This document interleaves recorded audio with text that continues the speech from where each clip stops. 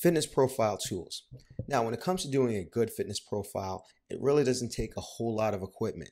Now, from my left to my right, in addition to having a reliable scale, I have an Omron body fat monitor. In the middle, I have a tape measure. And to the far right, I have my phone, which I'm going to use for its metronome in my YMCA step test and as a stopwatch for my strength tests. Now, let's get right on to stepping onto the scale. Now, when it comes to weighing your clients in, you ideally want to have your client wear the same thing every time, and you want them to weigh in at around the same time of day. This is going to give you your most accurate reading. You're going to put the client's weight here on your FitPro calculator. All right, so the body fat percentage is probably going to be the most important measurement that you take in the fitness profile. This is because people nowadays are preoccupied with weight, but weight and a change in weight does not necessarily determine what your body composition will be. The only thing that will determine your body composition is your body fat percentage. So it's important that you explain this to your client. Now, after taking the body fat percentage, you definitely want to give them an idea of what different body fats tend to yield different levels of tone. So I've included a couple of tools that you can use.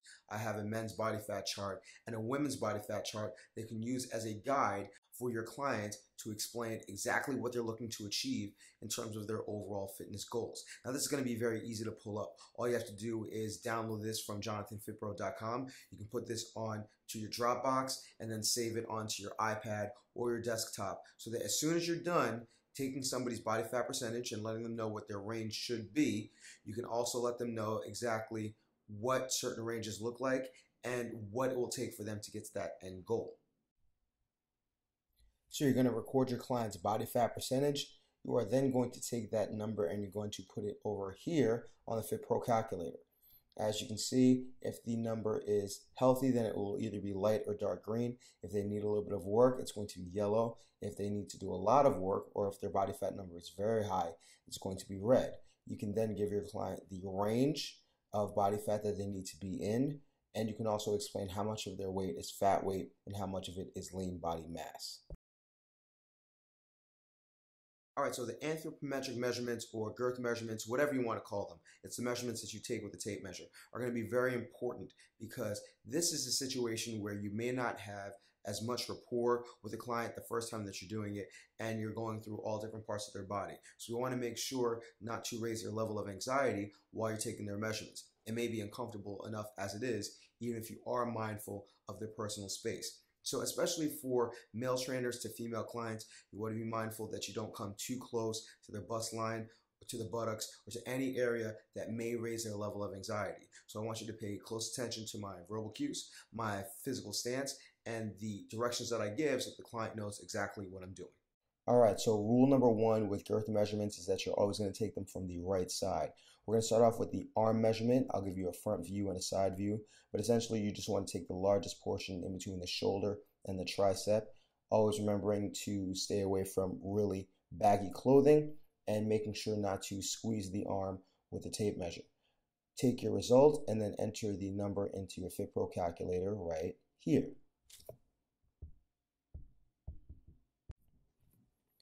The next measurement is going to be the bust measurement. It's going to be very important that you're clear with your client with your directions. You're first going to tell them to turn their back towards you, and then you will put the tape measure around their waist, not around their bust. As they're turning their back towards you, you can tell them to put their arms out wide like a T, and then you'll say, as you're wrapping the tape measure around their waist, the client is required to put the tape measure around their bust. Once they get it around their bust, they can let you know, at which point you will tighten the tape measure to the person's body frame, and you will enter the bust measurement here. Now, the next measurement is the waist measurement. This is the smallest circumference below the rib cage and above the hip. You are going to have your client facing you. You are then going to wrap the tape measure around the smallest area between their rib cage and their hips. And then you will tell your client to take a deep breath in and then take a deep breath out. I usually do this mainly because people tend to hold their breath. You also want to make sure that the client is not wearing some kind of restrictive clothing or tight clothing just over their belly button to manipulate their girth measurements. As when they take their measurements again, you want to make sure that it's as accurate as possible. Take the waist measurement and you can enter it here. The next measurement is the hip measurement. This is the largest area around the buttocks. Essentially, you want to stand on the client's right side. You're going to have them stand with their feet all the way together and arms in front as if they were Frankenstein. And you will simply wrap the tape measure around their waist, lower it to the largest part of the buttocks, and make sure that the tape measure meets on their hip, not on their buttocks, where you'd actually have to touch their butt, as this may be an uncomfortable feeling for somebody you just met. Make sure to record your number and then add it here on the FitPro calculator. As you can see, the waist to hip ratio will automatically populate. You don't need to figure that out on your own. The last anthropometric measurement that you're going to take is going to be the thigh measurement, where essentially you have the client stick out their right thigh, bend their knees slightly, and you want to take the midpoint between their hip insertion to their femur and their knee. I essentially tell my client that I'm first going to put my pinky on their hip, my other pinky on their knee, and they will put their thumb where my thumbs cross, or the midpoint of my thumbs crossing. There are some certifications that would suggest that you can instead just take the measurement 10 inches from the knee. However, as you can see, 10 inches from the knee may be uncomfortably high for shorter clients. So your best bet will be to announce exactly what you're going to do. Take the midpoint between your two thumbs, have your client put their thumb at that site, wrap the tape measure around their leg, and then you can enter your number into the FitPro calculator here. All right, so the resting heart rate is going to be a very important thing to measure when doing your fitness profile. The reason is people have an easier time developing a habit of going to your sessions or going to the gym than they do establishing a good eating routine or a good eating plan. So oftentimes people will be very diligent about going to the gym or very diligent about seeing you, but they're kind of lagging with the nutritional end. So when they see you and they do their fitness profile, if they don't see a change in the scale, they'll often think that they're accomplishing nothing. The resting heart rate, however, lets them know that thanks to their training, their heart is operating more efficiently, and it gives you more time and it gives you more reason to explain to them the importance of nutrition.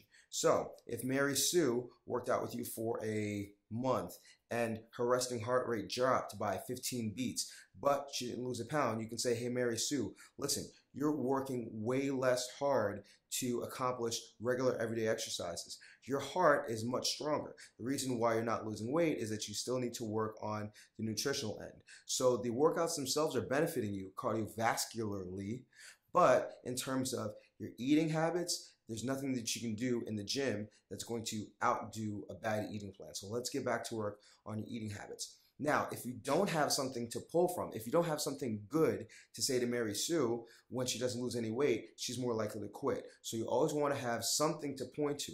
Maybe it'll be girth measurements. Maybe it'll be something else. But the resting heart rate is a guaranteed way, as long as they're staying consistent, as long as they're working hard, to show them that they're making progress with you. All right, now the resting heart rate is best taken as soon as possible, as close to waking up as possible in the morning. But if that's not the case, you want your client to be completely relaxed. You want your client to have not had any coffee early. And essentially, you're going to have your forefinger and your middle finger rested on their radial artery, which is at the base of their thumb on their left hand. You're going to set your stopwatch to 10 seconds. And you're going to count the number of beats that you hear over the course of that 10 seconds. After the 10 seconds are over, you're going to multiply that number by 6, and that will give you your client's resting heart rate. You can put the resting heart rate here, and the FitPro calculator will let your client know how efficient their heart beats. All right, so the performance progression section gives you free range of the personal trainer. It allows you to test whatever you feel your client needs best. And there are tons of tests out there. There are strength tests, there are cardiovascular tests, there are flexibility tests. You may run the Gray Cook functional movement screen, and you want to use a section for that. But I'm essentially going to put Crystal through 4 tests so you can see how you would monitor it. The main thing, as always, is to stay as consistent as possible. We're going to be doing the YMCA step test. We're going to be doing a TRX row test. We're going to do a squat test, and we're going to do a push-up test. Now, the strength tests are all going to be as many reps as possible over the course of 60 seconds. The step test obviously takes 3 minutes, but I'll show you how to administer all of them. So you can see how this is supposed to be administered and how you can track this over time with your clients to show them how well they're doing with your training. Now, as you can see, I'm not breaking the bank for my performance progression tests. Essentially, all I'm using is a 12-inch step. I'm using a TRX with a predefined distance from the wall. I'm going to be using yoga blocks to make sure my movement standards are met for my push-ups. And I'm going to be using a Dynamax ball to make sure the depth of my squat is met. Now, the first test is the YMCA step test. All it's going to require is a 12-inch step or box. Essentially, your client is going to be stepping up, up, down, down at 96 beat per minute pace. In order to do that, you can download any metronome application on your iPhone, as you can see here, and then you can have your client step to the beat. Essentially, your client will be stepping for 3 minutes straight, and then immediately after the 3 minutes over, you are to instruct your client to have a seat, at which point you will have to take their pulse for a full minute.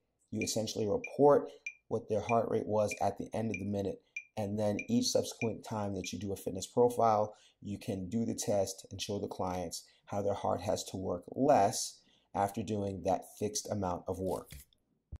All right, so the next exercise is going to be a TRX row test. As you can see, the most important thing in the test is its consistency. So I have 2 panel mats that are a fixed position from the wall to which my TRX is attached for testing. I could have very easily, or you can very easily, just put tape on the floor at a distance that you want your clients to post their feet. However, I have my client here posting her feet on the panel mat. And I'm going to use my timer on my iPhone to give her 1 minute to see how many repetitions she can execute. So the main thing that you want to do is establish what determines a good rep. And with this exercise, her arms have to straighten, and then her chest has to go beyond the inside of the wrists for a rep to count. Each good rep that she accumulates counts as 1. You then put the total number of repetitions on your FitPro calculator over here, and then her goal will be to beat her score the next time she does a test. The next test is the push-up test. Now, there are varying levels of ability when it comes to push-ups. So for those clients that need to do modified push-ups, I use yoga blocks. And my standard is that the bust line needs to break the plane of the top of the yoga block with the elbows tight to the rib cage. That is tested for 1 minute. For those clients that can do full military push-ups, their standard is for the chest and hips to make contact with the floor, for their hands to leave the floor, and for the client to uniformly lift the entire body back up into a push-up position. Again, this is a 60-second test. I use my timer from my iPhone. The total number of repetitions completed correctly is entered into the FitPro calculator here, and then the client's goal is to beat their number the next time they test. The last test is going to be my squat test. My standard for a good rep is determined by the depth of a squat, so I use a Dynamax ball onto which my client must touch their butt on each squat. At the top of the squat, the hips must open. So every good squat counts for 1, but you would not get credit if, for instance, your butt did not make contact with the Dynamax ball as you see here, or if you neglected to open up your hips. So I'm going to use my timer on my phone to give the client 1 minute. At the end of the minute, I will record the total number of repetitions that the client accumulates into the FitPro calculator here, and then their goal will be to beat their score the next time they test. All right, so that's about it. I really hope you found this video helpful. I put a lot of work into it. I hope that it helps you to understand the importance of the assessment process and the usefulness in terms of retention and in terms of the sales process so that you can communicate your value to your client.